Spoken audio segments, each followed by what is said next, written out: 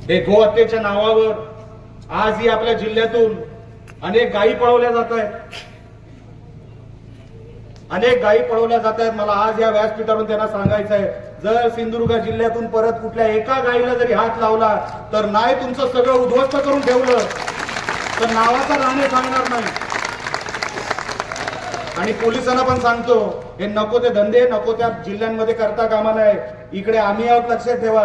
बाकी कुठे काय होतं मला माहित नाही, पण या जिल्ह्यामध्ये परत जर कधी गो हत्येसाठी किंवा कधी कुठल्या गायी पळवल्या गेल्या तर तुम्ही पण तेवढेच जबाबदार आहात, तुम्हालाही उत्तर द्यावं लागेल।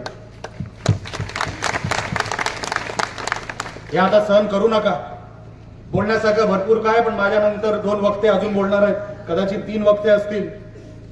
मी आपल्याला हात जोडून विनंती करतो की आज जसे जमलात उन्हाची पर्वा करू नका। एक दिवस उन्हात राहिलात तर काळा होणार नाही कोण,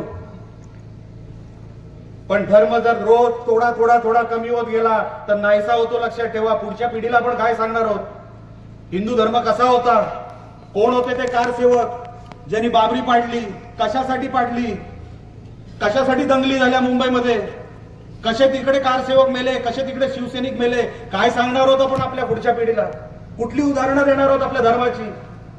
जर धर्माला जिवंत ठेवायचं असेल तर जिवंतपणा तो दाखवावाच लागतो। फक्त मी हिंदू आहे, अरे तू हिंदू असलास तर काय होलं, तुझा हिंदूपणा दिसला पाहिजे तर तू हिंदू आहे। आता हिंदू आपल्याला इकडे उभा करायचा आहे। आपण सगळे जमलात या बांगलादेशच्या या सगळ्या जे काही प्रकार चालू आहेत, हिंदूंच्या वर अत्याचार जे चालू आहेत ते लवकरात लवकर थांबवावे।